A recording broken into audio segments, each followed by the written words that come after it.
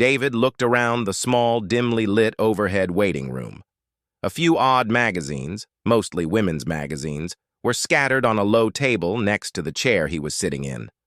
The soft sounds of classical music poured from a speaker mounted on a shelf above his head. The melody was played at a volume loud enough to drown out the quiet murmur of voices that came to David's ears through the wall, but not so loud as to be annoying. Finally, the door opened and she walked in. Susan looked up at him and smiled weakly, uncertainly, as he turned his head and his gaze turned to her face. Immediately, however, David averted his eyes, not even attempting to speak to her. Although there were 6 chairs in the room, Susan sat down in the one next to him. "Thank you for coming, David," she said. "I hope Dr. Marks can help us move on." David didn't react to her words, standing silently in his chair. He only looked into her eyes, and she knew from his cold gaze that he didn't believe her. Just as she was about to start apologizing, once again, the inner door to the next room opened, and a crying woman came out, wiping her eyes with an embroidered handkerchief. Lowering her head, the woman hurriedly crossed the room and disappeared behind the door of the reception room. A few moments later, a short, full-figured woman appeared from the same inner door and walked towards them. She had short hair and an expressionless face, from which one could tell that she wore little or no makeup. Her brown jumper showed off her sagging breasts and could not hide her bulging tummy. Her outdated green skirt was down to her mid-calf, and her plain and unremarkable brown flat-soled shoes did not compensate for her short stature, but rather emphasized it. "Mr. and Mrs. Stillwell?" she asked half-assuringly, and then went straight on. "I'm Fran Marks. Thank you for coming in today. Please come into my office." Without waiting for a response, Dr. Marks turned on the spot and strode back to her professional home. Susan followed her, and David, rather reluctantly, got out of his chair and followed his wife. When everyone was seated, Dr. Marks, who had taken her seat at the massive table, put her elbows out in front of her, interlocked her fingers, and spoke. "So I understand that the court ordered you to consult, because Susan's lawyer requested it after David filed for divorce. Have I outlined the situation correctly?" she asked, shifting her gaze from one to the other. David and Susan nodded almost in sync, and then Susan stepped forward and blurted out, "I hope you can persuade David to give up the divorce and come home to me and the children." Dr. Marks nodded graciously and turned her head to her husband. "And you, David, why are you here today?" David looked up tiredly at the doctor sitting across from him. "I'm here because the judge said I had to be here." I see." Dr. Marks tilted her head demurely. "Well, this is the first time we've met today, and we'll be seeing each other here for another 11 sessions. Hopefully we can resolve some of the issues that have arisen between you and allow you to move forward and move on with your lives in harmony." David said nothing to this. He just continued to look at the doctor with a completely blank stare, if not through her. Fran Marks sighed quietly and continued, turning her attention back to her wife. "All right, Susan, why don't you tell me the purpose of your coming here?" "As I said," she readily entered the conversation, "I want David to stop this stupid divorce and come home. I do not want a divorce. His parents, my parents, our children, and our friends all agree that he should stop this stupid divorce and come back to his family, back to our home." "David," the counselor turned to her husband, "it seems that literally everyone who knows you believes that you should not divorce your wife. Tell me, what made you file for divorce?" "She said she didn't love me anymore, and I can't be married to a woman who doesn't love me," he said softly but firmly. Susan snorted loudly from her seat. "That's not true. I never said I didn't love him. In fact, I told him many times that I love him."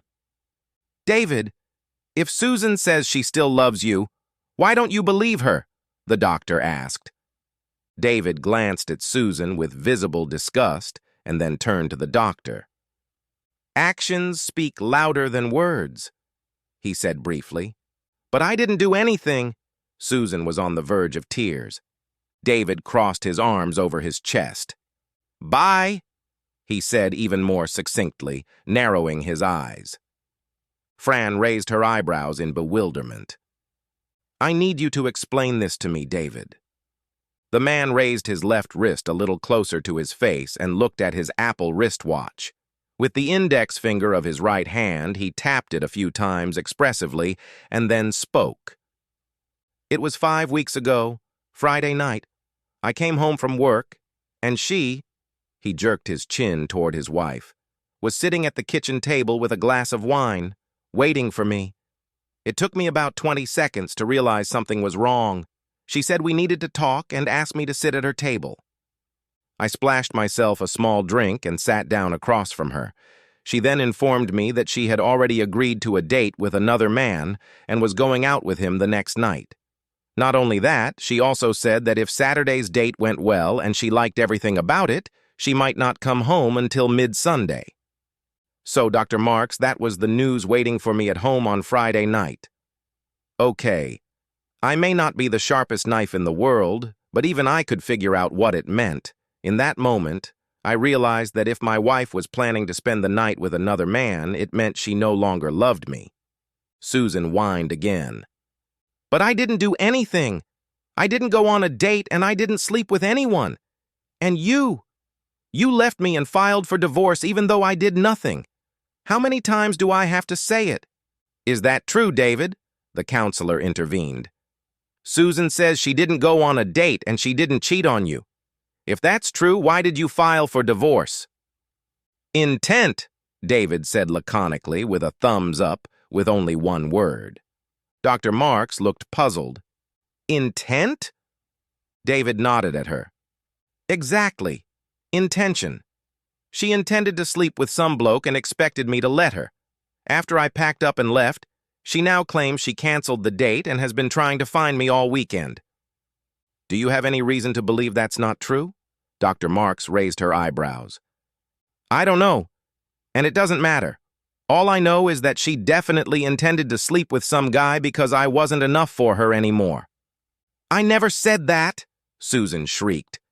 "And you didn't have to say it verbally. Your intentions screamed it right in my face, humiliating me," David parried. Dr. Marks tried to end the altercation and regain control of the situation. "David, I understand why Susan's offer upset you, but she really didn't. When she saw that you didn't approve, she turned down the date. Certainly your wife deserves credit for that." David pressed his lips together and shook his head. "Seems to me that's like saying I deserve credit for not robbing the bank next door."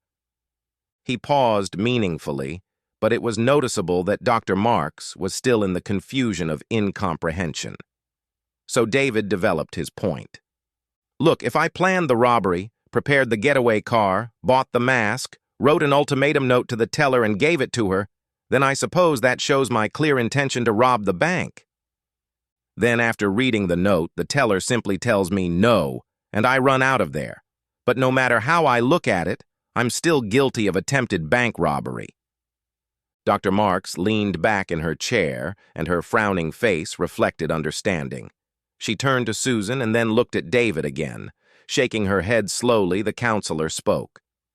"I've been doing this for 17 years and have heard similar arguments many times.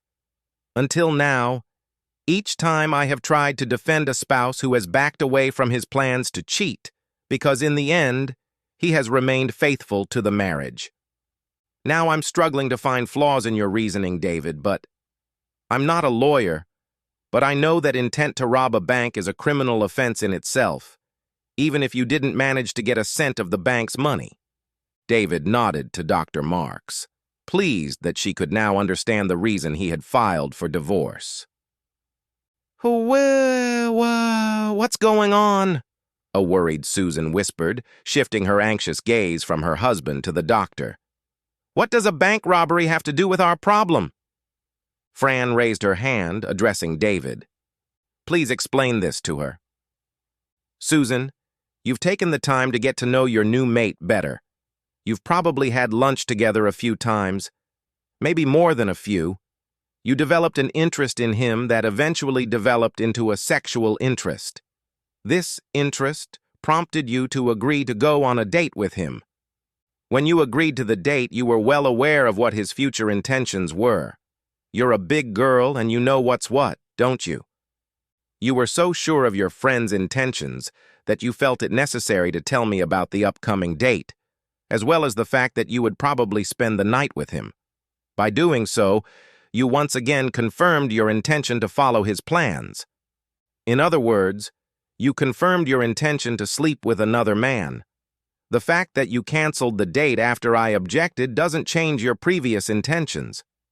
I believe that if you loved me the way I love you, there is no way you would have agreed to a date with another man. But alas, you agreed to go on this date, which means you can't love me the way I love you. Loved you. I'm sorry, Susan, but I can't be married to someone who doesn't love me enough to stay away from men with similar intentions. Susan lowered her head and sobbed. As David rose from his seat, Dr. Marks stood up too and extended her hand to him. Thank you for coming today. I will let the judge know that there is no need for additional sessions for you. She then turned to the still sobbing Susan and put her hand on her shoulder.